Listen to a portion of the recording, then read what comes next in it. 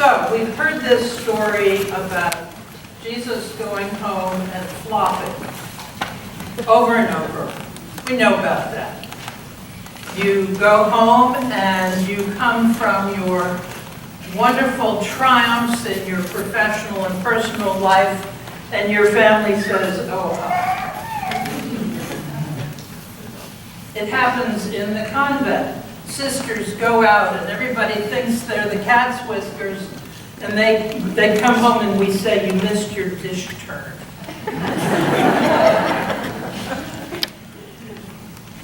We don't always treat those that we live with very well. We come home and we relax and we forget just how needy our family is. And sometimes I think this is because we forget how needy we are. Who? Us? Needy? Any of you needy? Y'all strong? Strong, and you don't have any problems? Oh, good. I get worried if I say that to a congregation, they all sit there smiling, and I think, wow, this is the only church in the entire Anglican world where we don't have anybody in trouble. Of course, we're weak. We get ourselves into difficulties. We get to church and we think, oh, please, nobody asked me to do something. Nobody asked me to volunteer. I don't have one single volunteer energy left. You ever have that feeling? Well, Jesus came home and he greeted a similar situation. There's that kid who was always in trouble, and I'll bet he was. I'll bet he was just a little mischief maker, asking his mother questions all the time and asking everybody else questions. And he comes home and he has this reputation, and people go, prove it. Prove it. Well, again, we're kind of used to this. This is how it seems to go. So I think it's very interesting that those who put the lessons together took that particular Old Testament to bounce together with this. You remember back the Old Testament? King Saul and his son Jonathan, the heir, have just been killed in battle. Israel is headless. They have no leader. What do? They go to a hometown boy and they say, David, we know you. You're one of our own. Why don't you do it? And I think, I don't get it. How come they didn't search outside of Israel for a new bishop? That's an in joke. We so frequently look for our leadership somewhere else. But in this particular instance, the Israelites say, yeah, we know you. You're one of our own. We want you for our king. He bounced that up against Jesus in his hometown and said, we know you, we don't want you. What is this all about? Well, ambivalence at the very least. We don't quite know how to handle strength and weakness. Sometimes we're good with one and not the other. Usually we understand strength and we want to be like that. We want to present like we got it together. Yeah.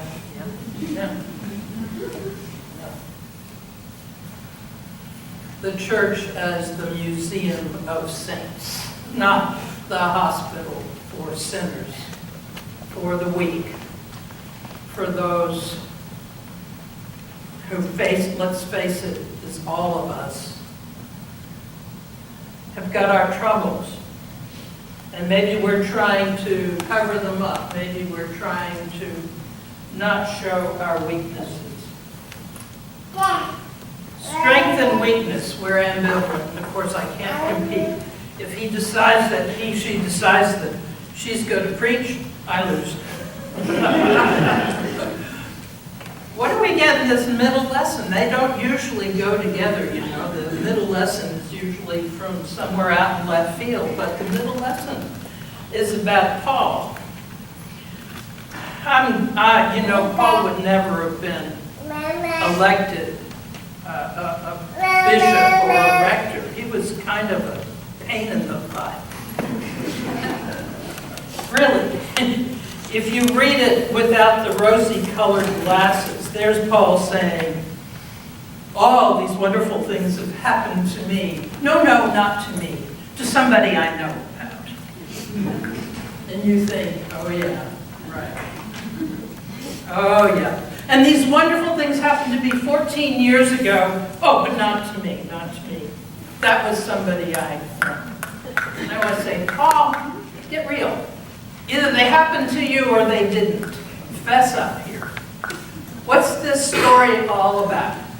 And I think Paul is saying, it's true. I did have these experiences of God. But what really enables me to touch God's people, to preach the gospel, to get out there and heal and all the things that Paul did are not the strong things. They're the weak things. You believe it? Do you really kind of suspect that it's the strong people who win? It's what the culture tells us.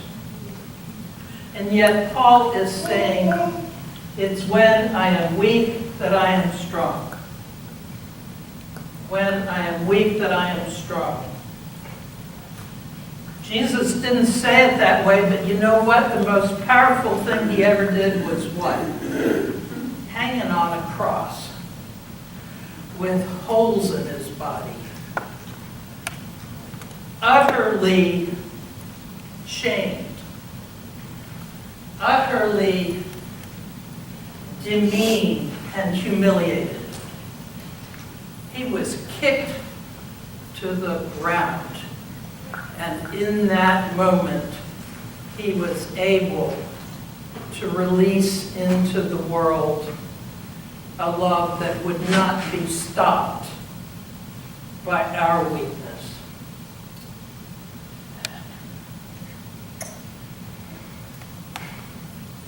For centuries, we have thought that the church was a triumphal event. We have modeled ourselves on kings and princes. Even in England now, bishops are called my lord, or I guess my lord. Model of the vertical power structure. Where is Jesus in that? He is probably sitting on the ground in front of one of those huge cathedrals, wrapped up in rags, wishing for alms. There was a bishop. There is a bishop. She's retired now.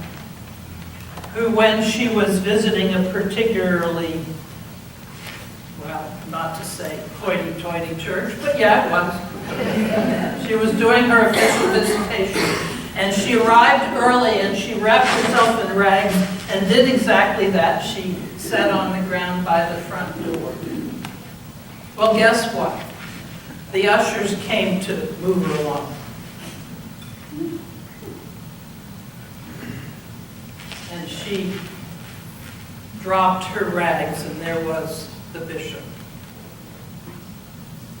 The way we treat each other in our weaknesses, the way we treat ourselves in our weakness, is the way we let God more and more into our lives and through us to heal others.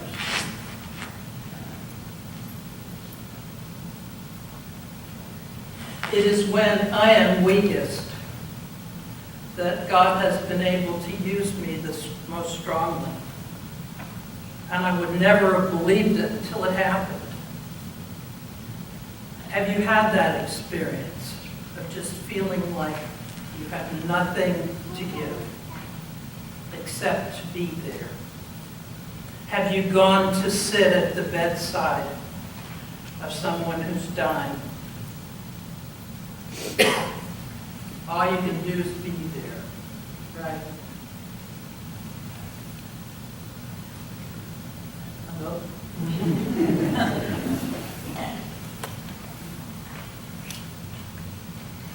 It's a very helpless thing to be with each other in our weakness, our illness,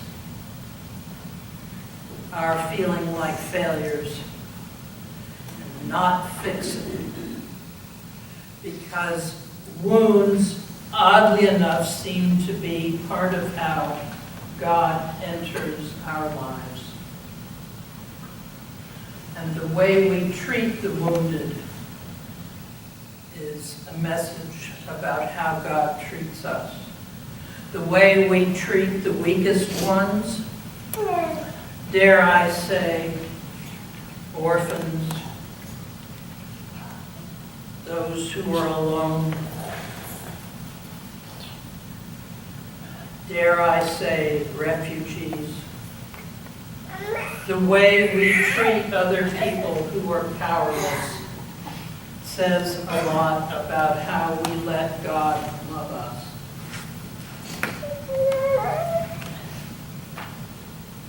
Jesus loved in weakness. Paul served in weakness.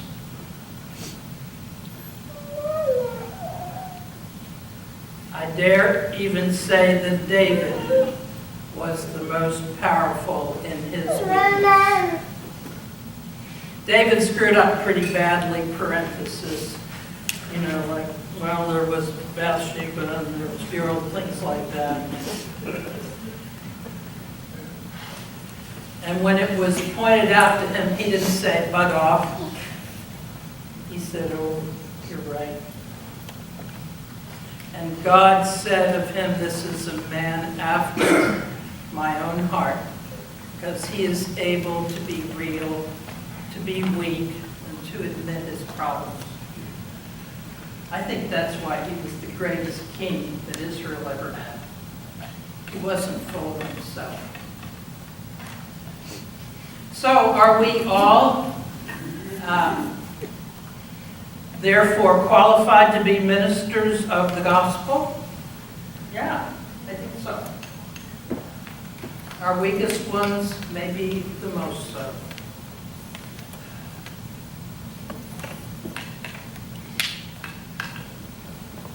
Yeah. Continuing to be a welcoming church. I already kind of get the idea you are. Continue to welcome the outcast, the weak, the sorrowful, the mourning, the desperate. Because that's where we find God, is ministering in that weakness. Now, I told a couple of you before the service I was going to cause some trouble. Is that enough?